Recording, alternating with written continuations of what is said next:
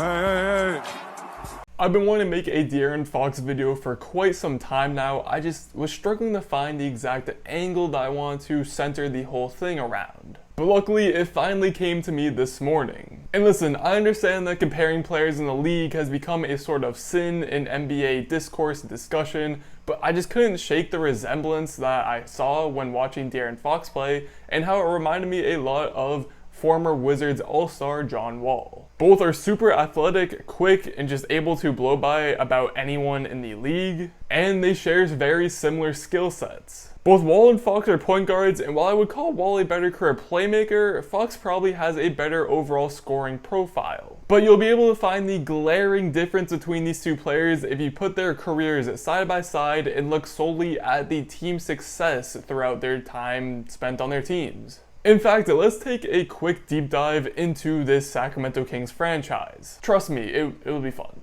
And I say that because the Sacramento Kings have a really good shot at being the worst franchise in the current state of the NBA today. In fact, you have to go all the way back to the 05-06 season just to see a Kings team finish above 500 and or make the playoffs. And that was back when they had guys like Mike Bibby, Peja Stojakovic, and Meta World Peace. All super talented guys who were in their primes and fighting for that ultimate championship prize. But throughout this whole playoff drought since 2006, it's not like the Kings have never had any good players. They've had guys like Kevin Martin, Tyreke Evans, who, quick side note, I was wondering what happened to Tyreke Evans in recent history. And while doing research for this video, I actually found out that he is currently serving a ban for PEDs, so I guess that's that. Anyway, I remember his rookie year being so exciting and full of hype after he averaged 25 and 6. He was truly looking like he is going to cement himself as one of the new up-and-coming star players of the entire NBA. But unfortunately, he would only top 18 points per game for a full season once more in his career during his age 28 season. But in the end, I was surprised to find out he's only 31 years old, which made me think, maybe a comeback is possible. But then I remembered there's a reason why I haven't heard his name in a couple of years, so I'll just leave it at that. Either way, respect to Tyreke Evans. Anyway, the Kings have also had DeMarcus Cousins, and now obviously DeAaron Fox, who all of these guys have at times looked like a pretty reliable building source to build a team around, yet none of them have ever had any success, not even one winning season amongst any of them. But it certainly has not helped as well that the Kings have employed 12 different head coaches since that 2006 season. Especially the 2014-15 season, where they had 3 head coaches all in that year, with Michael Malone, Tyrone Corbin, and George Karl all getting a chance at the helm at some point. And what makes that even more devastating is the fact that Michael Malone got fired after an 11-13 start, which, let's be real, especially for the Kings, that's not bad at all. But Malone then went on to take the Denver Nuggets head coaching job, which eventually brought him to the Western Conference Finals in the 2020 bubble season. But outside of head coaches, you could also look at their draft picks over the same span of time and get a good chuckle out of that as well. Throughout it all, they took Spencer Hawes 10th in 2007, they hit on Tyreke Evans with the 4th pick in 2009. In 2010, they grabbed a pretty decent pair of centers with DeMarcus Cousins at 5 and Hassan Whiteside at 33. They took Bismack Biyombo 7th in 2011, the same year that they also got Isaiah Thomas as Mr. Irrelevant at the 60th overall pick. Then here comes the fun part, with a 5-year stretch in which they just missed so terribly. They had 5 straight top 10 picks, and the list of names will just make you cringe. They took Thomas Robinson at 5, Ben McLemore at 7, Nick Stauskas at 8, Willie Cauley-Stein at 6, and Marquise Chris at 8.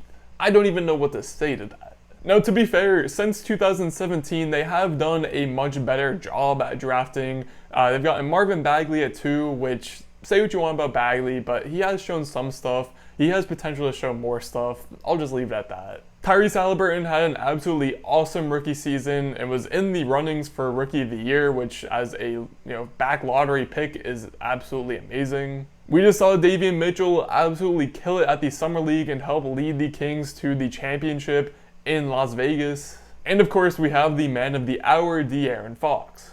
And I know it's become a very hot topic after guys like Devin Booker and Zach LaVine have started seeing success after having a empty stats-filled career. But DeAaron Fox has also very quietly moved into that tier of really good NBA players who simply just don't get enough respect because all people look at is their team's winning percentage. Because again, DeAaron Fox is a really great player at a young age, and it's really hard to miss that when watching him play basketball. As a 23-year-old in his 4th year of professional basketball, Fox had a breakout year of sorts. He averaged a career-high 25 points to go with 7 assists, 3 rebounds, and over a steal per game. Normally, this is an easy stat line for an all-star caliber season, but unfortunately for Fox, his conference is filled with guys like Steph Curry, Damian Lillard, Luka Doncic, Chris Paul, Donovan Mitchell. There's just a whole lot of guard talent. There's nothing he can do. But as good as Fox has already become at such a young age, he still very much has his issues that he has to get sorted. And that's fine, yeah, totally fine. Kings fans, don't come at me. You know, he's only 23, he's barely entering his prime, he's already a ridiculously good player, but as for every other player in the world, he still has some issues that he needs to get ironed out. He has plenty of time to do that. Again, don't get mad at me, he has issues still. And I think the three-point shooting, although it might not be the most important one, it's probably the most noticeable. He seemed to be on a very good track his sophomore season when he shot 37% for the year, but he then followed that up in the next season with a 29% shooting percentage from 3 for the campaign, which obviously is very bad, and that's ridiculously bad. But if you are looking for something positive here, you could look to the fact that in his most recent season, Fox got his percentage back up to 32% on the season, and he made more than 100 threes for the first time in his career. So what this means is that although he's still not making at a high rate, he's taking more shots, which means that he is more confident in shooting threes, which is the first step in becoming a better shooter. Because at the end of the day, like I said, this isn't the most important issue with his game, it is the most noticeable one, but if he can just get to a point where he comfortably sits around that 35% mark, that's all he really needs. The NBA has seen plenty of guards dominate its league while not having a great jump shot. In the past, we've seen Russell Westbrook win an MVP, Derrick Rose has won an MVP, Dwayne Wade has a whole closet full of accolades and he never had a reliable jump shot. And how could I forget, the man from earlier himself, John Wall, was never a great shooter. Even this past season was getting clowned for having one of the most inefficient shooting seasons in NBA history. All in all, I think a lot of NBA fans may be missing out on one of the greater, more exciting young guards in the NBA because not only does he play in a small market, but his team hasn't sniffed success in 15 years. It makes me think back to when John Wall and the Wizards, they started to make some noise and how everyone was very excited to see what John Wall had next in store. Because if you look back, there were a whole lot of people starting to give John Wall love in the MVP conversation because he was that good.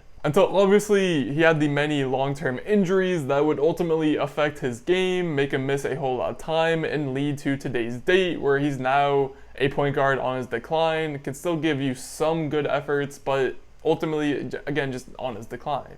But now with DeAaron Fox, NBA fans might be getting a second chance to see another young, exciting guard rise up the ranks. And it's for this reason that I really hope that one of these two things can happen. Either the Kings finally get their stuff together and just play winning basketball, build a solid team around them, and just treat DeAaron Fox like the star player he is, or Fox eventually leaves for greener pastures because, again, I've reiterated many times down this video, but Fox is a great player. He's not even at his peak yet, he still has room to grow, and he could very easily be a foundational piece for a championship team. He's another ridiculously talented young player who is simply just not getting enough respect from fans around the league or just the league in general. And that's because he's a part of a Sacramento franchise that just cannot seem to do anything right in terms of winning basketball games.